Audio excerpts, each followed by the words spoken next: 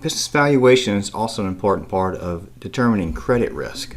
As you know, the biggest concern for a creditor is determining whether or not the lending institution will get paid back. Let's begin by considering some of the more traditional lending products that are out there. A short-term loan is considered short-term because it's a year or less. Often short-term loans are used for seasonal reasons. For example, inventory is needed for the holiday season. Long-term loans are greater than a year. Oftentimes long-term loans are used to get fixed assets. So for example, a company needs some additional equipment or a new warehouse, and so they secure the loan with the fixed asset. Oftentimes they call this a mortgage. Revolving loans are used for day-to-day needs. They're used for either seasonal reasons or for surprises that come up from time to time. So revolving loans typically have an available credit balance. Whether or not the business uses that much or not for the loan is up to the situation.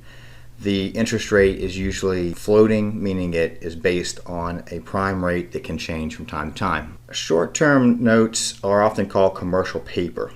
So a commercial paper would be sold to investors versus a lending institution. Typically these are short-term in the range of 270 days or less. They do have fixed rates, and usually they get a better interest rate than if the business went directly to a bank or some other kind of lending institution. Public debt is often known as bond. So if you invest in bonds, basically what you're doing is you're lending a business money, and they're going to pay you back with interest. Now these are long-term. Typically you see these as bonds or debentures or some other kind of note that's of a significant time frame, maybe 5 or 10 years. You might find a bond that's secured, so that means it's secured with some collateral, secured with some kind of asset attached to it. They often are given some kind of seniority in case the business were to go out of business, they were able to go into bankruptcy. The seniority says who gets paid back in what order. If there's a sinking fund involved, that means putting money away in some kind of a side fund in order to pay the bond back later. And if there's a call provision on the bond, a call provision just means that the bond can be called or paid back early. If it's a 5-year bond, they might call it in 2 years instead of waiting until the bond matures in 5. And then oftentimes these have what they call protective covenants. So protective covenant just says that the business has to act in certain ways. There are additional stipulations in the bond besides stuff like interest rate. Now when loans are made, oftentimes a credit analyst is involved. So the credit analyst is going to evaluate the prospective borrower's ability to repay. So the credit analyst will look at some forecasted financial statements. They'll look at a quality assessment of the business. What kind of customers are they? Are they returning customers? What kind of suppliers do they have? Can they depend on the suppliers?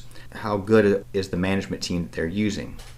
They might look at other risks that are associated with credit that would help the analyst determine if the business is a risk or not, or if there needs to be additional stipulations placed on the loan. So in the event that the company wants to get a commercial loan, the credit analyst is going to go in and try to understand the business. What kind of business is it? Do they understand the industry that's involved? What are the risks that are in that industry, and what kind of competition is out there? They'll look at the quality of earnings. They'll look at the financial reports. What kind of ratios are coming out of these reports? How much of the revenue is permanent versus transitory? We'll look at profit performance. We'll look at balance sheet strength. We'll look at any kind of trending as we compare it to over time or to other competitors in the industry. And we might do an estimate of future financial conditions. What do we think is going to happen? Do some forecasting. The analyst will think of what could be the worst case scenario, and if that were to occur, what kind of financial flexibility does the business have? They call this weathering the storm. Do they have credit lines available? Do they have cash reserves available? Is the business made up of assets that are very liquid? Instead of getting an analysis for each and every loan, oftentimes we can just look at a credit report. So these are third parties that use financial statements and other data in order to get an idea of the credit worthiness of the business, and they issue it a credit rating. So a company that does this regularly is Dun & Bradstreet. Credit rating agencies are often used for public companies. So if a company is interested in providing bonds to the general public, they would probably have to go through a credit rating agency. So here are the most common ones: Moody's, Standard & Poor's, and Fitch. These credit rating agencies assess and then issue a grade for what the creditworthiness is of the business. Here's an example of the Standard & Poor credit rating grades that they give. A AAA being the highest that the credit rating that a company could get. Then you get down to B's, and then anything in the C range is junk, and when you get to D, it's considered default. So the higher the risk, that would usually result in higher interest rates being required on the bonds. Junk bonds typically pay higher interest rates, but they are obviously higher risk.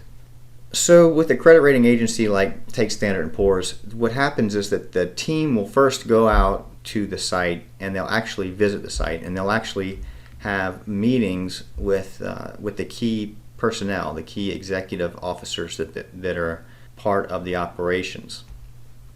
They're going to look at an extensive review of the financials. Then when it's time to issue their rating, it usually goes to a committee, and the committee at Standard & Poor's will take a vote on the rating, and they'll do a recommendation. Now that recommendation can be appealed, so if it's not a AAA and you want it to be higher, then you could appeal it if you saw a reason to do that. And then later on they're going to do a follow-up. What they call that is surveillance. Basically what we're saying here is that, yeah, the company had, let's say, a AAA rating at the time, but in the meantime you've done some things that are some very risky behaviors, and so that's going to reduce your credit rating. That's a common practice for these agencies. Now that we understand business valuation and its impact on credit, we should also consider how these lending contracts can be compiled in order for the loan agreement to work in the best interest of both parties, the lender and the lendee.